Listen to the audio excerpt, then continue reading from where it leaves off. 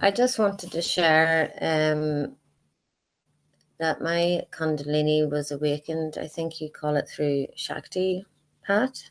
Um, is that, yeah. So I went on a retreat and it was, I had no clue, but it was called like an energy healing retreat. There was no mention of it being Kundalini or anything. Anything. I didn't even know what Kundalini was. Um, and I would say prior to going on this retreat, I had my life pretty much in order. And I came back from that retreat, and when I say everything started to be stripped from my life, from my career to my friends, my home, like everything gone. And it was like the most bizarre circumstances. Like I kept trying to go back. I was a deputy head teacher. I kept trying to go back into the job, and it was just the most outrageous scenarios happening. And I just thought, it's like, what is going on? I feel like I'm going crazy, and the most strange scenarios happening with friends, and it plummeted me into, yeah, I haven't a clue.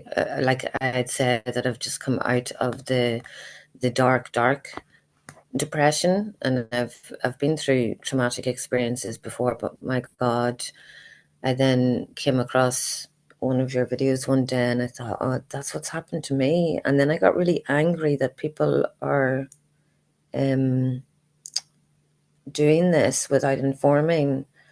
Uh, it was several days in a row of the Shaktipat, and on one day I got to experience uh, like coming out of my body. It was crazy. It was, I can't, there's no words in the English dictionary for how the bliss and the love and what I felt. It was wonderful. But then what that did was just made me feel even more shit about coming back to real life. Uh, so I guess I'm at the stage where I haven't a clue what I'm doing with my life now, because everything has just been stripped. Everything that I knew was Hannah is gone, and it's not as bad as not being able to get up. At least I'm out of that stage, but I'm just like, I feel a bit lost, yeah. And I've completely lost trust in people around me as well. Because nobody knows what you're talking about. They think you've gone nuts. So you can't really speak about it. Yeah. Hmm. Well, Hannah, thank you so much for speaking about it here. We've got Hmm. 30 people here. Um, we don't think you're nuts. I think many can relate Thank you. specifically around the themes of having this awakening happening to us without our knowing. And if someone else facilitated it, that can absolutely, you know, and rightfully should make you upset, enraged, right? I can understand how you may not trust Made people me a so bit much anymore. scared too, because I thought, if I'm not ready for it, should this be happening, after I listened to some of your podcasts and everything? Yeah. Yeah. So I understand that sort of thing also upsets me. Within, you know, professional services, helping services around healing and things, there's a notion of informed consent. A person should know what they're consenting to, right? They should be properly informed. They should know the full picture, what may happen.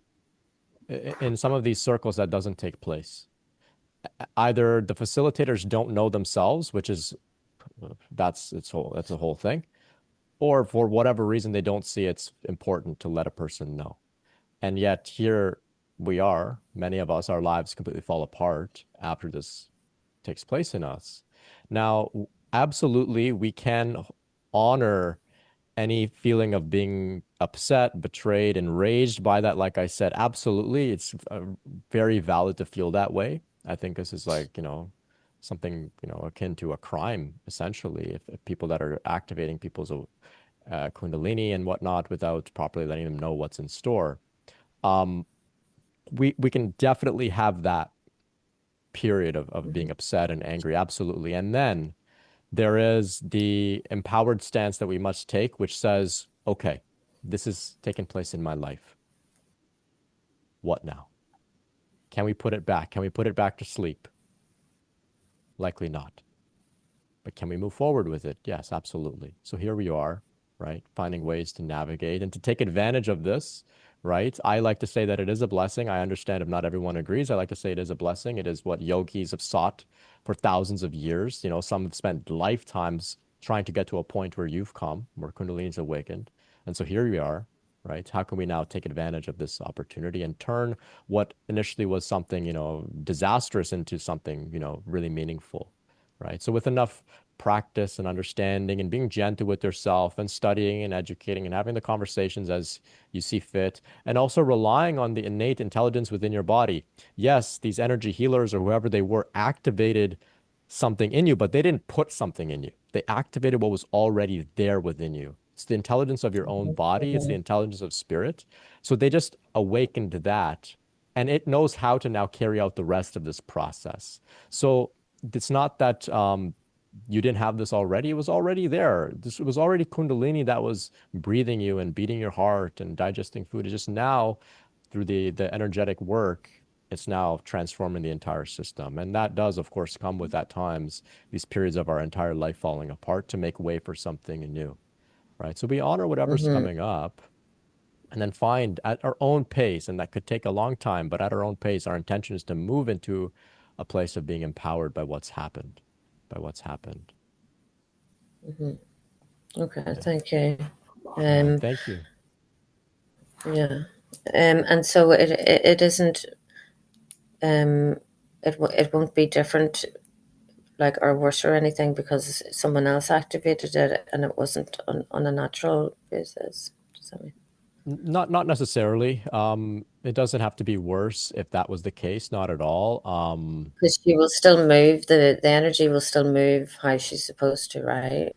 Oh, yeah, yeah, yeah. I mean, if you look at all the people here, we've all had it happen to us in a variety of different ways. Like Violet had mentioned, Sarah had mentioned Mhm. fasting, psychedelics, meditation. Some people, it happens just they quite literally have blunt force trauma to the tailbone, which somehow triggers this energy to rise. So many different ways, but if the process is supported with the same general practices, regardless of how it's happened to you, people come to a point where they feel peace, they feel clear, they feel healed, they feel transformed, and they develop, the skills and tools, and sometimes even gifts after the fact. So how it's triggered, not so important. It's what happens after that really makes a difference. Okay, thank you so much. It's just such a relief to even just share that with Yeah. people and who don't think I'm nuts. Thanks, guys. Oh, you're so welcome. Thank you. Thank you for being here.